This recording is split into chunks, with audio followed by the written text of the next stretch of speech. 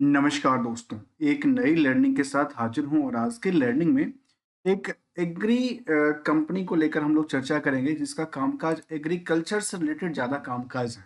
कोरमंडलम इसका नाम है। कोरमंडलम मंडल की बात करेंगे, जो कि कंपनी खास करके नाम तो उसने इंटरनेशनल लेवल का बात कहती है और इनका कामकाज में देखा गया कि चाहे वो फर्टिलाइजर इंडस्ट्री से बिलोंग करती हो या स्पेशलिटीज, चाहे वो न्यूट्रिएंट की बात किया जाए या क्रॉप प्रोटेक्शन को लेकर कंपनी का कारोबार है। रिटेल्स के अंदर कंपनी कामकाज करती है। ऑर्गेनिक फर्टिलाइजर एंड द बायोपेम जो कि पेस्टिसाइड्स बनती है, उसमें कंपनी का अच्छी खासी रोल है। और मार्केट में अपनी टेक्नोलॉजी और इनोवेशन की बेस पे एक बड़ी ब्रांड बन चुकी है मार्केट में। जहाँ तक प्रेजेंसली की बात किया जाए, जो इनकी कंपनी और उसकी अलाइड्स जो सर्विसेज हैं, वो ओवरऑल वर्ल्ड्स में इनकी अलग-अलग कंट्री में स्टेबल्स हैं, जहाँ सब्सिडियरी के थ्रू या फिर लोकल ऑफिस के थ्रू हो, स्ट्रेटेजिक इन्वेस्टमेंट पार्टनरशिप और जो कि मार्केटिंग इसका रिसोर्स है, प्रेजेंस को लेकर के अलग-अलग जगह पे प्रेजेंस की बात रखती है। इसके अलावा देखा जाए तो कंपनी के अलावा इसमें प्रोडक्टिविटी और सर्विस में देखा जाए, उसमें सबसे बेटर है क्रॉप न्यूट्रिएंशन का क्रॉप प्रोटेक्शन और रिटेल्स, और साथ में क्रॉप शेड्यूल के कामकाज से रिलेटेड कामकाज करती है। सस्टेनेबिलिटी की बात सारी कंपनियां कहती हैं, हम अपनी सस्टेनेबिलिटी और स्टेबिलिटी की बात कहती है। लेकिन मार्केट की यदि चाल को देखा जाए, तो मार्केट की चाल में इनकी स्टॉक प्राइस में एक लगातार डिमांड बढ़ी है और डिमांड बढ़ते-बढ़ते कह सकते हैं कि एक लाइफ टाइम हाई की तरफ मूव किया है, और कह सकते हैं इसको लाइफ टाइम हाई ही इस स्टॉक को प्राइस कहा जा सकता है। जो क्या नाम है, कोरोमंडलम मंडल इंटरनेशनल की बात हम कर रहे हैं। इसको लेकर के इनकी फाइनेंशियल पोजीशन को पहले जानने की कोशिश करते हैं, फिर इनकी कुछ समरी डेटा को जानने की कोशिश करेंगे। कंपनी में इसके मुताबिक बात किया तो कंपनी में करीब-करीब 5,500 एम्प्लॉयी के आसपास है। कंपनी 1961 में बनी थी और ये आंध्र प्रदेश बेस्ड कंपनी है। और साथ में देखा जाए तो कंपनी में जो फाइनेंशियल पोजीशन रहा है ईयर ऑन ईयर बेसिस के मुताबिक, तो इसमें 2023 में काफ़ी अच्छी खासी रैली थी सेल्स को लेकर के। साथ में देखा जाए तो उसको ईयर ऑन ईयर बेसिस में देखा गया कि उसमें 25% ज़्यादा की डिक्लाइनिंग हो जाती है। नेट इनकम में साइड में 18% ज़्यादा की डिक्लाइनिंग शो होती है फ्रॉम द इस पार्ट से लेकर, क्योंकि यहाँ से लेकर के यहाँ तक की जो पार्ट्स कहती है, ट्रेंडिंग एक अप ट्रेंड के लिए दर्ज करती है। उसके बाद मार्केट थोड़ा सा रिवर्सल दर्ज करती है इनके सेल्स के आंकड़ा के बेसिस पे।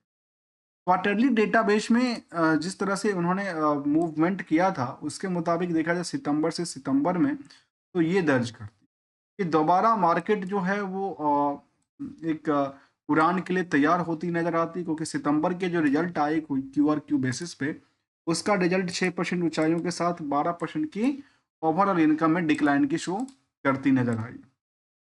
जहाँ तक कंपनी का सवाल है, यदि करंट प्राइस को देखा जाए करीब 1840 के आसपास, जो कि लगातार 1890 जो कि इनकी लाइफ टाइम हाई थी, उसके आसपास कगार पे पहुंची। और वो अप डाउन थोड़ा बहुत चलता, 10 रुपये यदि हम देखा जाए 50 रुपये के आसपास की अंतर दर्ज करती नजर आई है।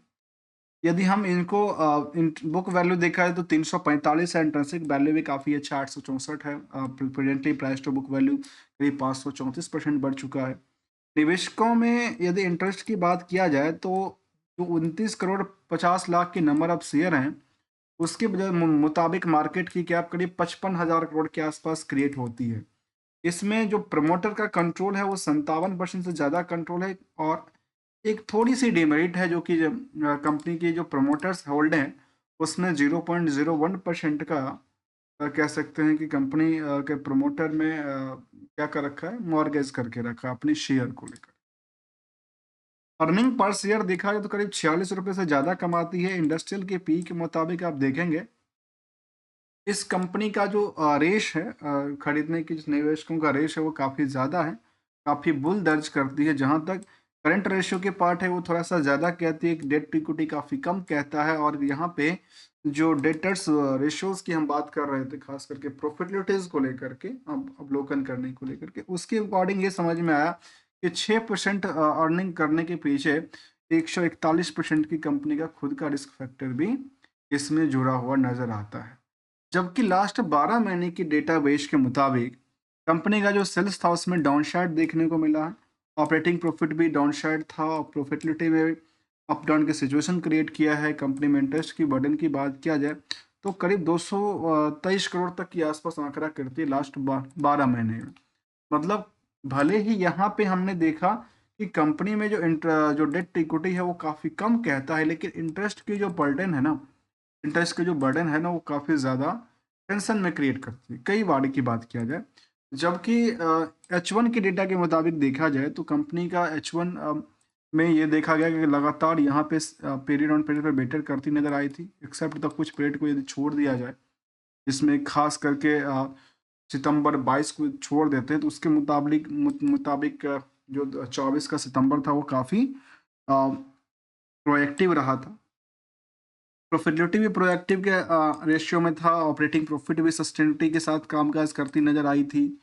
इसके बेसिस पे हमने देखा कि करीब कंपनी ओवरऑल बिजनेस से 6% की कमाई को सेव कर पाती है, जबकि कंपनी की उधार यदि देखा जाए सेल्स के मुताबिक तो केवल 9% दर्ज करता है। और 9% के मुताबिक यदि देखें तो इसका टाइम फ्रेम 23 दिन के टाइम फ्रेम की बातें करती है। और चालाकी की बात यह है, जो ये तो अपने क्लाइंट से 23 दिन में पैसा लेते हैं, लेकिन अपनों वेंडरों को ये पेमेंट देते हैं 119 दिन में। अर्थात इनके पास ये जो टाइम फ्रेम है उसमें पैसे इनके पास रोटेट हो जाते हैं। यदि बैलेंस शीट की पोजीशन देखा जाए तो कंपनी जहां पे हमने कहा कि कर्ज लगातार उसका नंबर पे न मत जाइए, यहाँ पे देखा गया कंपनी ने कर्ज थोड़ा बहुत बढ़ाया है। कह सकते हैं यहाँ पे नियरली 88 करोड़ के आसपास कर्ज को लिया है। साथ में कर्ज को लेकर किया क्या तो फिक्स एसेट्स में डेवलपमेंट देखने को मिला है, कुछ इनकी इन्वेस्टमेंट में दर्ज करती नजर आई है और बाकी इनके अदर सेट्स में भी अमाउंट दिखती है। इसके मुताबिक ये हुआ जो खाना पूर्ति में अभी तक ज़्यादा यूज नहीं हुआ, जो है वो प्रोडक्टिविटीज में कंपनी अपने यूज करती रही है, जहाँ पे इन्वेंटरीज भी अच्छे खासे हैं। डेटर्स जो हमने देखा था आउटस्टैंडिंग रेशियो वो भी काफ़ी ज़्यादा की बातें कहती है, करीब 1900 करोड़ के आसपास की 2000 करोड़ के आसपास की बातें कहती है। यदि इसके मुताबिक देखते हैं तो कहाँ 1360 के मुताबिक 2000 करोड़ का आसपास आंकड़ा देखें तो वो फिर असली ज़्यादा हो जाती है। लेकिन H1 की डेटा के मुताबिक हम देखें तो इसके मुताबिक देखा जाए तो जो 2000 करोड़ के आसपास है, अर्थात ये हो गया करीब करीब 12,000 करोड़ के आसपास की जो टर्नओवर थी उसमें 2,000 करोड़ की मार्केट में उधार रहा था, जिसमें उनकी कंपनी के पास जो प्रॉफिटेबिलिटी का पार्ट था वो भी करीब करीब नियरली 1,000 करोड़ के आसपास की इन्होंने नियरली क्रिएट किया था, 960 करोड़ के आसपास के। तो ये कुछ नंबर हैं जिसको लेकर के समझने की जरूरत पड़ती है कई बार, क्योंकि कंपनी का रिस्क फैक्टर यहीं पे इन्वॉल्व होता है। इसके अलावा यदि हम इनकी सीजीआर के बेसिस पे देखते हैं कि डेटाबेस को तो साल दर साल बेटर कर रही थी, लेकिन पिछले कुछ दिनों से लगातार डिक्लाइनिंग था। स्टॉक प्राइस लगातार रेस में दौड़ती नज़र आती है, जबकि पीयर्स के मुकाबले यदि कंपेयर करके देखते हैं तो फैक्ट के मुकाबले जो कोडमंडल्स इंटरनेशनल है उसमें जो निवेशकों का इंटरेस्ट है वो इन कंपनियों से तो काफ़ी कम है, पर यहाँ पे जो गैपिंग है वो काफ़ी ज़्यादा बनती है यदि पीएस से कंपेयर कर रहे हैं या इससे कंपेयर कर रहे हैं। लेकिन मुझे लगता है इन दोनों को कंपेयर करना एक ज़रूरी है, क्योंकि इन दोनों में किसका परफॉर्मेंस कितना बेटर है, किसका कैसी कारोबार है, इसको भी जानना ज़रूरी पड़ेगी। आगे चल कर के हम इसका भी कंपेयर करेंगे और एक कंप्लीट डिटेल स्टडी के साथ कंपेरेटिव लेके आने की कोशिश करेंगे। आखिर दोनों में बेटर किसका परफॉर्मेंस है, या फिर स्टॉक की है, या फिर मार्केट में निवेशकों के इंटरेस्ट की बात किया जाए। आते हैं अगली कड़ी में और वो कहता है निवेशकों का इंटरेस्ट को लेकर के, जो प्रमोटर के पास 57% होल्डिंग के अलावा जो एफआई और डीआई के पास था, डीआई के पास अच्छी खासी होल्डिंग इस कंपनी में करीब 21% से ज़्यादा की बातें करती है, जिसमें कि बड़ी से कोटक महिंद्रा से लेकर के और कुछ बड़ी नाम यदि बात में चाहे तो एलआईसीज हों, डीएसपी फंड हो या एसबीआई की निफ्टी फंड हो, इनमें देखा गया इन लोगों की अच्छी खासी भागीदारी रही इस कंपनी में होल्डिंग को लेकर के। इसके अलावा यदि कुछ और पहलू को देखा जाए जिसमें आम पब्लिक के पास होल्डिंग देखा तो करीब 13% के आसपास उसमें कुछ नाम हैं, जिसमें कुछ जिनके पास कुछ होल्डिंग है, सुपर इन्वेस्टर का कोई जिक्र नहीं करता है। यदि होंगे वो तो उनका 1% से कम का होल्डिंग होगा, तो इसलिए यहाँ पे दर्ज नहीं करते। ऑलमोस्ट कंपनी में निवेशकों की लिस्ट लगातार बढ़ती जा रही, डिमांड बढ़ी है। कह सकते हैं कि 1,40,000 से लेकर के 1,45,000 तक के निवेशकों का इसमें इंटरेस्ट जुड़ा हुआ है।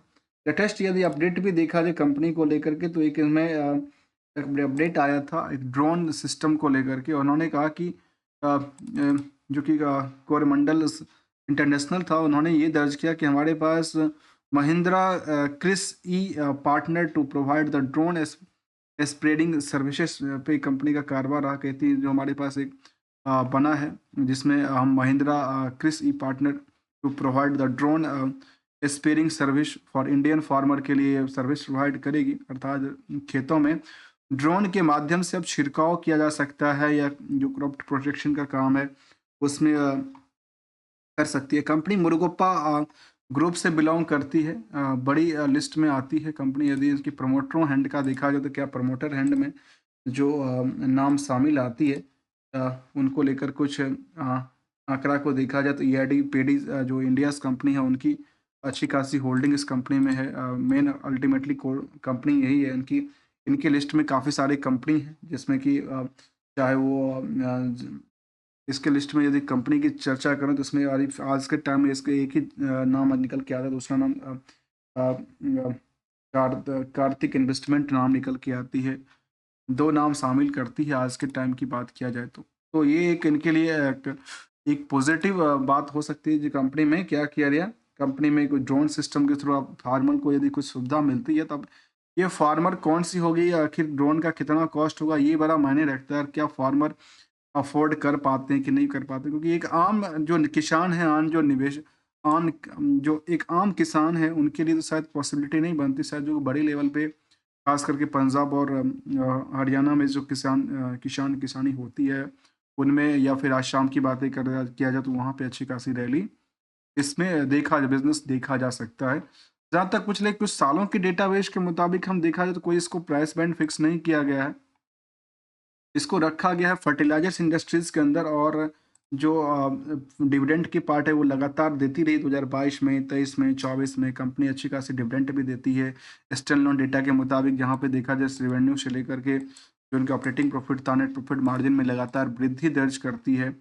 और साथ में यदि हम कुछ सालों के डेटाबेस को देखा जाए तो पिछले 10 सालों में इनके स्टॉक में लगातार डिमांड बढ़ी है, और आज भी डिमांड बढ़ी है, और कह सकते हैं कि पिछले 10 सालों में इनके स्टॉक में करीब 500% तक की रैली क्रिएट किया है। यदि मैक्सिमम टाइम फ्रेम की बात करें तो मैक्सिमम टाइम फ्रेम में अच्छी खासी 500% की रैली है, और आज भी यहाँ पे दर्ज करती है। इसकी ट्रेंड जो है लगातार अप ट्रेंड ही दर्ज करती है। चाहे 1 महीने की ट्रेंड को ही देख लें, 1 महीने के भले मार्केट में अप डाउन सिचुएशन क्रिएट होती नजर आई, जहाँ पे देखा गया कि सपोर्टिंग लेती नजर आई, बार बार से एक ही रेंज पे आती नजर आई, लेकिन बार बार सपोर्टिंग के बाद देखिए इनकी रेजिस्टेंस लगातार चेंज होती गई, जिसकी वजह से मार्केट में ये जो हायर टू हायर प्राइस था उसके आसपास नियर अबाउट पहुंचती हुई नज़र आ पा रही है।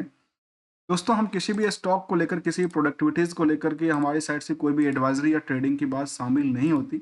Only as learning contribution golden, और हम ये कहते हैं, हमेशा कहते हैं कि आपने किस पोजीशन पे लिया, कहाँ पे लिया, किस कंपनी का लिया, मैं आपको नहीं सजेशन नहीं देता हूँ। लेकिन आप जहाँ भी लिए होंगे, अपनी खुद की जिस पोज़ीशन पे लिए उसको न्यूट्रल मान करके, और अपनी खुद की पॉसिबिलिटी के मुताबिक उसमें रिस्क को मिनिमाइज़ करना या प्रॉफ़िट को बुक करना, ये दोनों एक कहते हैं ना, डिसिप्लिन मेंटेन करेंगे तो शायद मार्केट में सस्टेन करने की सहायता मिलती है, और अदरवाइज़ मार्केट से निकलना बहुत आसान हो जाता है, क्योंकि आप फॉलो नहीं करते हैं अपनी रूल्स को, या तो मिलेंगे कुछ नई स्टडी के साथ। तब तक के लिए, और ये वीडियो आपको अच्छा लगा हो तो वीडियो को लाइक, चैनल को सब्सक्राइब करना मत भूलिएगा। थैंक्स फॉर द ज्वाइनिंग दोस्तों।